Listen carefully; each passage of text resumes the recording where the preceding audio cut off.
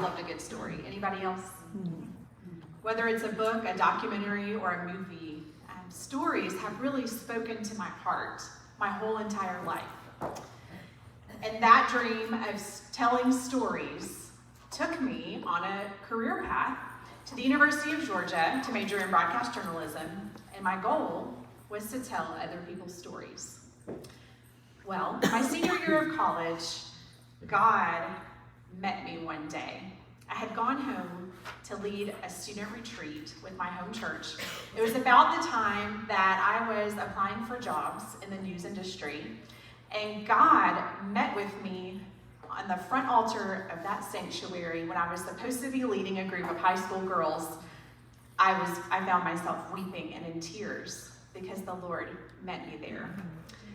And God showed me that I had been pursuing my plan and my dream for my life, but God had a different plan. So from that point, I was a little lost and confused. I didn't know what to do, and I moved back home to live with my parents while I tried to sort it all out. And the most natural answer to my question of what do I do now was to do an internship at my home church. And so that summer I interned as a student ministry intern, and I had just gone on a youth retreat that summer. And on June 20th of 2004, I was unpacking a suitcase in my bedroom when my mom came in and asked if she could talk to me. I could immediately tell something was wrong as I looked into her eyes. Her eyes filled with tears. My heart sank, and it was like the air was sucked straight out of my bedroom. As my mom sat down on the bed, she began to tell me that she needed to tell me something, that she had never meant to keep this from me, but there just never seemed to be a good time. As she began to cry, she told me that, Lauren, you've known your whole life that you were born premature, but what you didn't know were the circumstances that had led up to your premature birth. You see, when I found out I was pregnant with you, I was a freshman in college, your dad was a senior, and I wanted to have an abortion. An abortion? I was shocked. I had no idea that was ever a thought in my mom's mind. You see, I had grown up in a Christian family. I was raised by my biological parents. I was the oldest of 3 girls. And although I knew I was born premature, there was never any indication in my family that something was awry. And so my mom's news was shocking to me that day. My mom began to unpack the story. I put my Facebook and YouTube and all of that up here because I don't have time to tell you all the details today, but you can go and see a video of the 2 of us telling it together on my social media.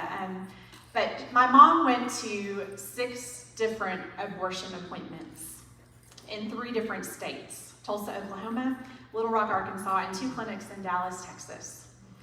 When my mom went to the last clinic, she started a 2-day dilation and evacuation abortion procedure. And at that clinic in Dallas, she began to realize for the first time that she was scared. So she went back to the place she was staying that night, and as she was in labor and in pain, and the laminaria had been inserted into her cervix, my dad called her in the middle of the night and pleaded with her not to go through with the rest of the procedure. And he asked to pray for my mom. And before they hung up the phone, my mom agreed that if my dad would drive to Dallas, Texas, and meet her at the abortion clinic the following morning, that she was 90% sure she wouldn't go through with the abortion. My dad had a problem. He didn't have a way to get to Dallas. He didn't have enough money, and he had no way to get there. And so he went to the home of a young married couple from his church who had been mentors to him.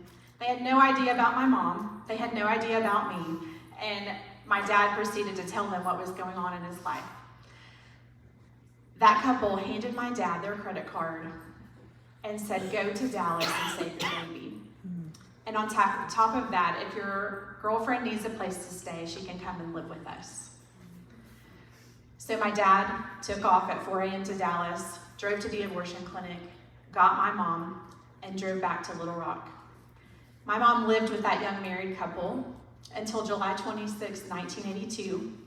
Early in the morning, something was wrong. She woke up in the middle of the night and she was in labor.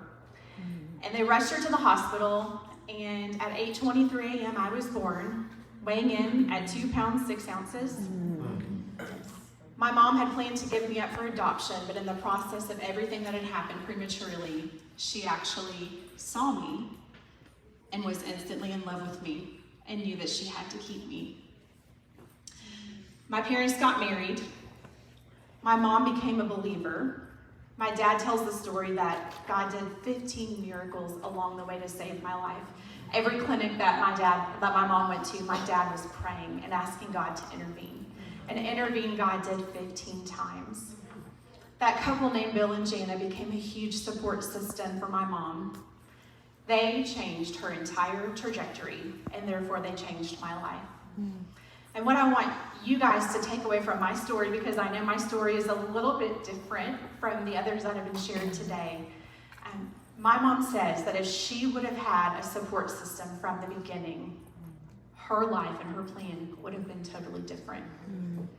But God, our God writes the best stories. Our God is a healer and a redeemer and a God of forgiveness and love and hope and redemption. And my story is living proof of that.